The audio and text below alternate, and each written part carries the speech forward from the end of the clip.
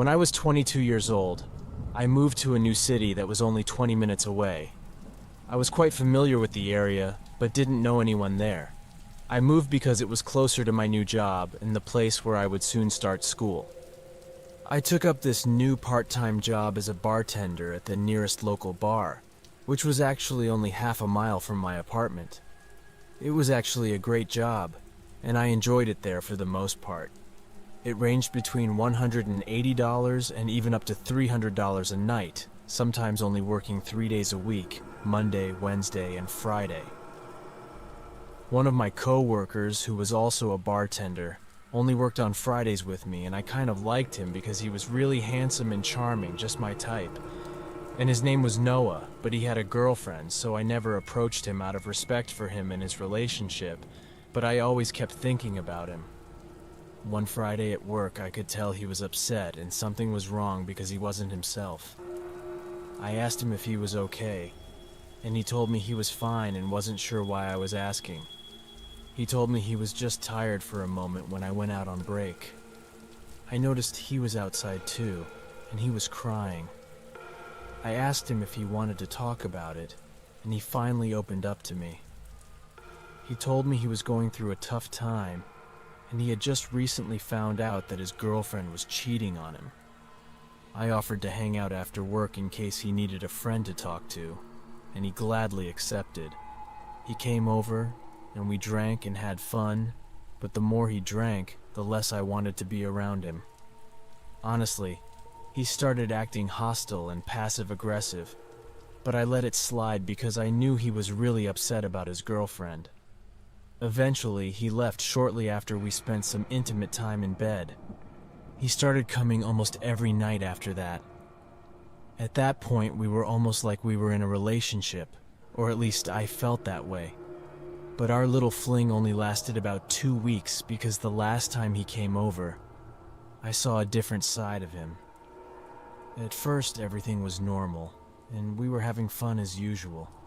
He came to my apartment, and we went for a late-night walk on the trail and then swung by the nearby park. I don't even remember what triggered our argument, but we both got really heated, and he ended up hitting and choking me until I passed out, leaving me on the trail where we were walking.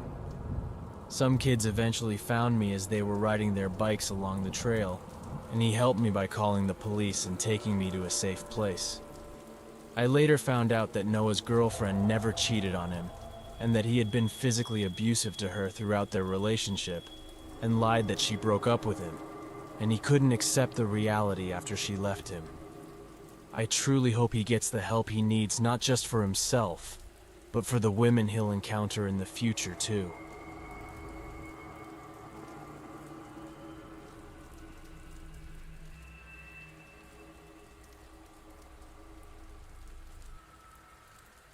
I was in a very unhealthy and toxic relationship with my ex-girlfriend about 1.5 years, almost 3 years ago now. So here's my story. I met her on Tinder, and I'll just call her Emma for this story. I was 18 years old at the time, and she was 26. We chatted on Tinder for 2 or 3 hours, and then we decided that we wanted to meet up. She lived about 40 minutes away from me, and neither of us had a car. So I asked my mom if she would drive me to her place. And I told her I was going to a friend's because there was no way she would drive me there if she knew I was meeting a 26-year-old girl from Tinder half an hour after she dropped me off. She gave me ecstasy pills. For those of you who don't know, it's like a club drug, something you take at parties to make you feel good and energized. I had heard of ecstasy before, but had never done it before at that time. So this was my first time. We had fun and enjoyed ourselves so fast forward to about 2 weeks. I was still at Emma's place during that time. We were just there, getting drunk and going to parties. I asked her to be my girlfriend, and she said yes. We were practically already together, but to make it official, you know. I asked her, my mom didn't take it well, but she eventually accepted us being together. I think she was mostly just upset because she felt like I was lying. After all, she didn't know about what went on behind closed doors. She didn't know about the drugs and alcohol we used, or anything else throughout our 1.5 years. Almost every part of it was toxic. It was toxic from the start. I would say at least 50 times we messed something up. Whether it was alcohol, weed, ecstasy, you name it. There were a lot of other things that happened between us too. But I'll get straight to the core part of the story, jumping forward to the day we broke up. We got into a fight. She started accusing me of cheating, and she said that she checked my phone and read messages between me and my friend that I've had since I was like 12 years old. She accused me of flirting with her back and forth, and she kept saying that I liked this girl. She was really obsessed with me. She threw things everywhere in the house and broke things. I tried my best to calm her down and took her to our room because we were actually accompanied by my friend who was there with her boyfriend, and my dad and some of Emma's friends were there too. We just had a little party and we were all drinking and having fun. I started to feel embarrassed by Emma's behavior as my friend watched it all. Everyone was outside, even though in the backyard near the bonfire, and I didn't want them to see what was going on. So I tried to calm her down like I said when we went into the room, even though that's when she really lost it. She started hitting me and throwing things at me and threatening me with a kitchen knife she grabbed. She even started chasing me around the room with that knife. I ran out and grabbed my dad to tell him what was happening, but then my dad and her got into a fight, and she even threatened him with the knife. Eventually, my dad and I left with my friend and her boyfriend, and I never saw her again after that. She tried to contact me since we broke up, even though she has a child now and she's married. She still tries to talk to me, which I ignore every time. I was a very depressed and exploited kid. I've never touched drugs a day in my life before I met Elmo, but as soon as I met him, he threw drugs in front of me and took advantage of me by preying on my emotional trauma and my immaturity towards the world. I just turned 18, 2 weeks before I met him. He was 27, 3 months after we met. He was practically 9 years older than me, which was definitely a red flag for him there, something that always stuck to him. But when I first met him, the first thing he said to me was that I would never meet my family again. Maybe he was just a harmless joke, if you think about it again, now given the circumstances in which I started to think about everything. Together, it seems like he planned this. He drugged me and just took advantage of me. I've been really sober since the day we broke up, with occasionally drinking with the guys at the bar. But that's it. I have a new boyfriend now, and we're in a very healthy relationship.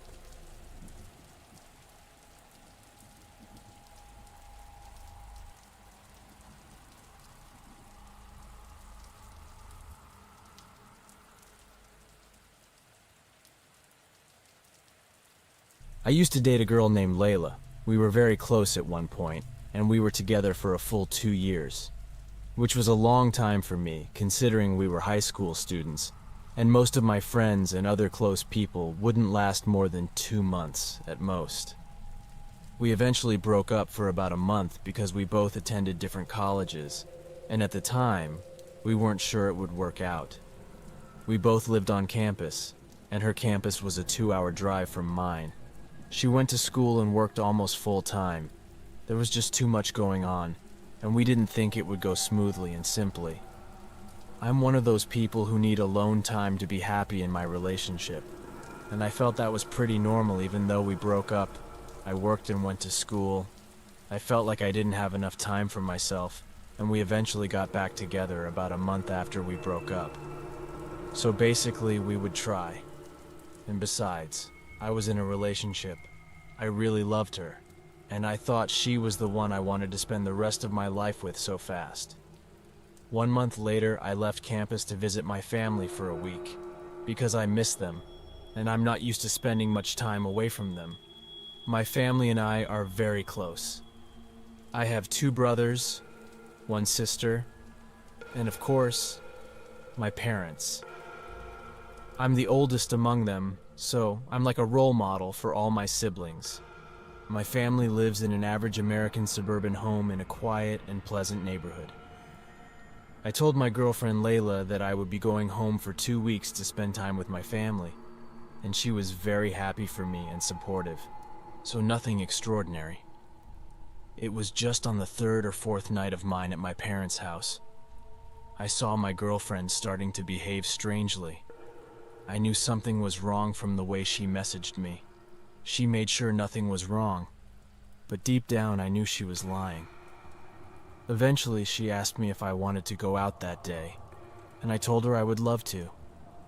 But I already made plans to take one of my little brothers to the shipwreck so we could swim and play basketball. That's when everything changed dramatically. She started blowing up my phone with messages, and it got to the point where I couldn't even finish reading a message before she sent another one because she didn't even allow me to reply to it. So I just decided to turn off my phone and go about my day. I thought she was just having fun and she would soon calm down. But I was wrong because seeing my phone about an hour later, and I was shocked. There were no more than 100 messages and 20+ missed calls, and I got 5 voicemails. I was truly stunned by this, because this was totally out of character for her, and not something she usually does. She had a total mental breakdown for no reason. She told me that she would commit suicide, and she accused me of cheating. I mean, the accusations were endless. With all the messages like some individual texts consisting of 3 or 4 paragraphs each, it's crazy. I didn't even read them all because there were so many messages. I replied to her via text, and I kept it brief. I just told her that she was overreacting, and I denied all the accusations because they were not true at all. When my brother and I got back from the accident, I went to the bathroom in my bedroom so I could shower. When I came out, Layla was sitting on my bed with her arms crossed. I thought I was dreaming for a second, so I rubbed my eyes to make sure she was really there. My parents let her into the house because they didn't know anything about what was going on, because I didn't think to tell them. Plus again, I didn't think Layla would actually come to my house.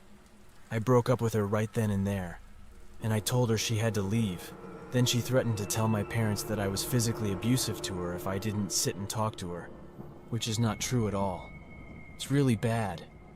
Really bad to lie about her. She's very manipulative. But I'm not fooled, and I know my parents won't believe her, especially after I showed them the messages she sent me. So she came to my house against my will, and tried to gaslight and manipulate me into talking to her. She even got to the point where I felt sick, and I had to ask my dad to get her out of my room and get her out of the house. My dad really had to yell at her to make her leave because she argued with him for more than 5 minutes about leaving. It was the most embarrassing thing I've ever experienced once she left. I blocked her in every way I could think of, and I haven't spoken to her since, and I haven't seen her again, since I know she's with my friend. A week after we broke up, I felt it was an attempt to hurt me or to get my attention. I closed my eyes to the whole situation, although it really made me upset. I wouldn't give in and give her that satisfaction. I completely removed them both from my life, even my friend, because clearly she wasn't my friend if she could do that to me. Since then, I've become a much better friend, and I'm much happier without Layla, even though I'm not so sure she can say the same. I received random messages requests from her on Instagram because she kept making new accounts to try to reach out to me. One time she contacted me. She actually apologized to me. At another time, she really went off telling me about how much she hated me. It's crazy because at one point, she was the girl I wanted to spend the rest of my life with. I just never saw her for who she really was. I'm glad she showed me before we had a child or ended up married or something. I'd really dodge a bullet there.